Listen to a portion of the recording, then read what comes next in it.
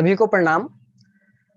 अभी अभी मकर संक्रांति गई है और अभी भी सूर्य मकर राशि में ही अपने ही नक्षत्र उत्तराषाढ़ के तीसरे चरण में गोचर कर रहे हैं 4 अंश में। और यह गोचर काफी सूर्य का शुभ फल देने वाला होता है, क्योंकि इस दशम भाव में यदि हम काल पुरुष की कुंडली बनाएं तो मकर राशि दशम भाव में पड़ती है, जहां पर सूर्य बली माने जाते हैं। इस वजह से सूर्य मकर राशि में बली भी हो जाते हैं और अपने ही नक्षत्रों में होने की वजह से वो सर्वाधिक शुभ फल देने वाले हो जाते हैं। चलिए, आज का हमारा विषय जो है वह बृहस्पति के ऊपर है। और बृहस्पति, क्योंकि हमारे वैदिक कुंडली, वैदिक एस्ट्रोलॉजी में सबसे सर्वाधिक शुभ ग्रह है माने जाते हैं, और वह जो रिजल्ट देते हैं किसी भी राशि में, जब वह गोचर करते हैं तो वह काफी शुभ फल देते हैं किसी ना किसी पर्टिकुलर चीज को लेकर के। आज हम वही देखेंगे कि वो पर्टिकुलर चीज हमें देखनी कैसे है, जो कि हमें नवांश कुंडली बताएगी।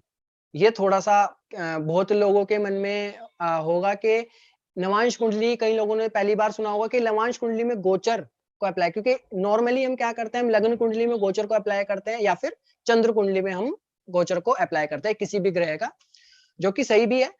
परंतु नाड़ी ग्रंथों में नवांश कुंडली में गोचर की महत्ता भी बताई गई है, और जो कि बहुत ही सटीक है, क्योंकि नवांश कुंडली 3 अंश 20 डिग्री का एक लग्न उसमें जो है निकल करके आता है, जो कि हमारा एक नक्षत्र का पद होता है।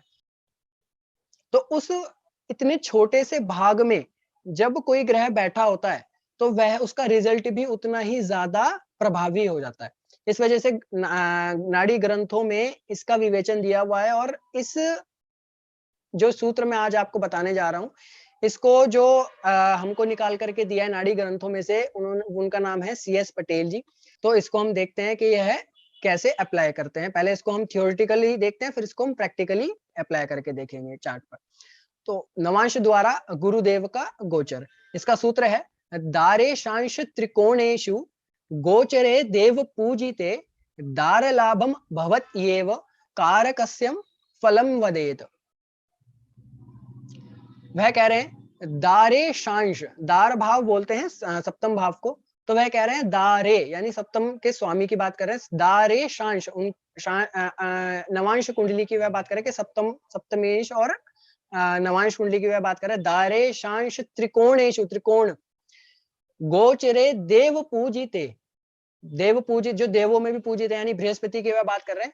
दार लाभम भवत्येव कारकस्यम फलम वदेत।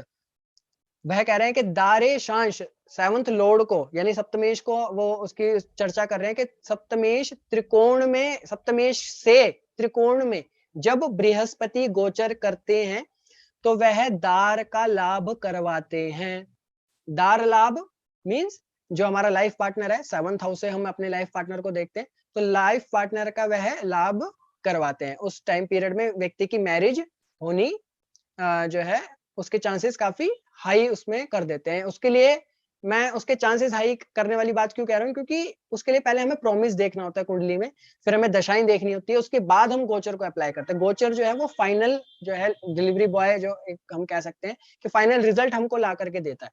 इस वजह से दार लाभम भवत्येव कारकस्यम फलम, वो कह रहा है कारक से भी, उस यानी सप्तम भाव का जो कारक है शुक्र, उससे भी जब त्रिकोण में गुरुदेव बृहस्पति देव गोचर करते हैं तो भी इस फल को दार लाभ करवाते हैं। अब इसी सूत्र को हम सिर्फ सप्तम भाव में ना सीमित रहते हुए हम इसको बाकी भावों पर भी अप्लाई कर सकते हैं। जैसे द्वितीय भाव, द्वितीयेश, तृतीय भाव, तृतीयेश को हम देख सकते हैं नवांश में, वहां से गुरुदेव का गोचर। चतुर्थेश को देख सकते हैं, पंचमेश को देख सकते हैं, है ना।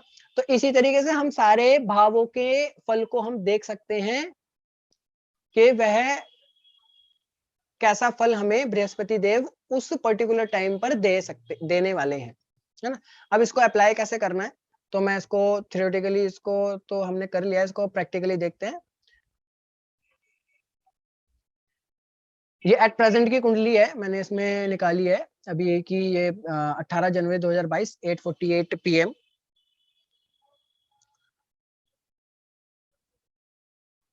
इसमें लग्न जो है अभी कुंभ लग्न चल रहा है और बृहस्पति देव लग्न में ही गोचर कर रहे हैं। चतुर्थ भाव में राहु, षष्ठ में चंद्रमा, दशम में केतु, एकादश में मंगल और शुक्र और द्वादश में बुध, शनि और सूर्य। ये नवांश कुंडली की हम बात करें तो नवांश धनु उदित हो रखा है, धनु लग्न की कुंडली है नवांश में। और द्वितीय में गुरु, तृतीय में सूर्य राहु, पंचम में मंगल, छठे में बुध, सप्तम में शनि, नवम में केतु, दशम में शुक्र और एकादश में चंद्रमा विराजित है। अब हमको देखना है कि जो सूत्र उन्होंने बताया उसको हमें अप्लाई करना है। तो वह कह रहे हैं कि दारेशांश त्रिकोणेशु, दारेशांश यानी सप्तमेश की वह बात कर रहे हैं। तो इस समय यदि हम इस लग्न इस कुंडली की यदि हम बात करें तो कुंभ लग्न कुंडली में सप्तमेश यहाँ पर सूर्य बन रहे हैं और सूर्य को हमने देखना है नवांश कुंडली में कि वह कहाँ बैठे हैं। तो इस कुंडली में सप्तमेश सूर्य नवांश कुंडली में कुंभ राशि में बैठे हैं राहु के साथ।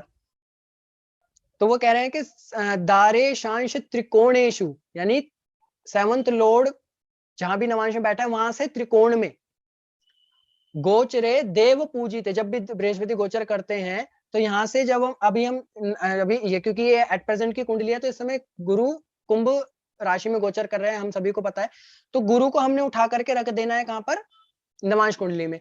तो नवांश कुंडली में जब हम उनको रखेंगे तो हम देख रहे हैं कि उनके त्रिकोण में कौन कौन से ग्रह हैं। पहले हम देखते हैं, एक तो सूर्य है वहीं बैठे हैं, पंच और राहु है, और पंचम में शनि है और नवम में चंद्रमा है विराजित है। तो वहां से त्रिकोण में जहां जुपिटर इस समय गोचर कर रहे हैं कुंभ राशि में, उनको नवांश कुंडली में हमने रखा। तो वहां से त्रिकोण में जब हमने देखा तो हमें मिले सूर्य, राहु, शनि और चंद्रमा। अब यह है सूर्य, शनि और चंद्रमा जहां जहां के भी स्वामित्व उन्होंने लग्न कुंडली में लिया हुआ है। अब इन जो भी ग्रह यहाँ पर बैठे हैं त्रिकोण में, इन्होंने जहां भी लग्न कुंडली में स्वामित्व लिया हुआ है वहां से संबंधित गुरु इनको लाभ करवाएंगे। तो सूर्य इस कुंडली में कहाँ के स्वामी है, सप्तमेश है, सप्तम भाव के। तो यह जो सूत्र अभी हमने पढ़ा, बेसिकली जो सूत्र था वो दार भाव से ही रिलेटेड था। तो वो बिल्कुल सिद्ध साबित हो रहा है कि सप्तमेश से के ऊपर से जुपिटर जा रहे हैं, त्रिकोण में गोचर कर रहे हैं, तो वह दार लाभम भवत्येव, तो वह दार का लाभ करवाएंगे। यानी इस व्यक्ति की यदि इस समय मतलब प्रॉमिस भी होगा कुंडली में, और प्रॉमिस तो है क्योंकि जुपिटर देख रहे हैं सप्तम भाव में। उसके बाद हमें अगर इस समय दशा अगर मैरिज वाली यदि चल रही होंगी तो गुरु इस साल यानी अप्रैल 2023 से पहले 22 से पहले सॉरी अप्रैल 2022 से पहले जब तक वो कुंभ राशि में गोचर कर रहे हैं तो वो दार लाभ करवा देंगे, यानी वो है मैरिज इस व्यक्ति की करवा देंगे। अब शनि से भी जो है, शनि इस कुंडली में लग्नेश और द्वादशेश है। तो लग्नेश और द्वादशेश होकर वो कहाँ बैठ गए, मिथुन राशि में। मिथुन राशि से नवम में 1 2 3 4 5 6 7 8 9 नवम में यहाँ पर गुरु बृहस्पति का गोचर चल रहा है। तो इस वजह से वह शनि को भी शुभ फल दे रहे हैं। तो शनि जहाँ के भी स्वामी यानी वो लग्नेश और द्वादश है। तो द्वादशेश यानी इन्वेस्टमेंट ऐसा व्यक्ति यदि समय पर करेगा तो उसको लाभ होगा। लग्न व्यक्तित्व में उसकी वृद्धि होगी, अच्छी आदतों को वह ग्रहण करेगा ऐसे टाइम पीरियड में। तो यह सब लाभ जुपिटर उसको देंगे। अब नवम में यदि हम देखें तो चंद्रमा इस कुंडली में षष्ठेश है, सिक्स्थ लॉर्ड है, और सिक्स्थ लॉर्ड होकर के वह तुला राशि में बैठ गए नवांश कुंडली में। वहां से पंचम में गुरु का गोचर है त्रिकोण में। इस वजह से षष्ठेश यानी सिक्स्थ हाउस से रिलेटेड भी जुपिटर इस व्यक्ति को अच्छे फल देंगे। अच्छे फल छठे भाव से रिलेटेड रोग शत्रु, कोई रोग चलता आ रहा है उसमें कमी लाएंगे, उसमें रिलीफ देंगे। और कोई रोग ऋण चल रहा है काफी टाइम से तो उसमें उसको लाभ देंगे, है ना। और कोई लड़ाई झगड़ा, कोई कोर्ट केस चल रहा तो उसमें भी उसको विजयी दिलवा सकते हैं गुरु इस गोचर में। तो इस तरीके से इस गोचर को जो मैंने अभी अप्लाई करके आपको दिखाया सूत्र से, यह सूत्र को इस तरीके से अप्लाई करना है। ऐसे ही आप किसी भी भाव के स्वामी को लीजिए, जैसे हमने यहाँ पर मान लीजिए लग्नेश और द्वादशेश को लिया, है ना? शनि को लिया हमने, षष्ठेश को लिया, सूर्य को सप्तमेश को लिया, ऐसे ही आप किसी भी प्लैनेट को लीजिए, यदि द्वितीयेश को उठाइए लग्न कुंडली से और उसको यहाँ पर देखिए नवांश कुंडली में कि वह कहाँ है, और उससे यदि त्रिकोण में गुरु का गोचर हो रहा होगा उस समय पर, तो वह उस भाव से रिलेटेड लाभ व्यक्ति को ज़रूर देंगे। यदि द्वितीयेश है तो धन लाभ देंगे, चतुर्थेश है तो प्रॉपर्टी, वाहन, इन सब चीज़ों का लाभ देंगे, है ना? यह सारी चीज़ें वह जुपिटर के ट्रांजिट से हम देख सकते हैं।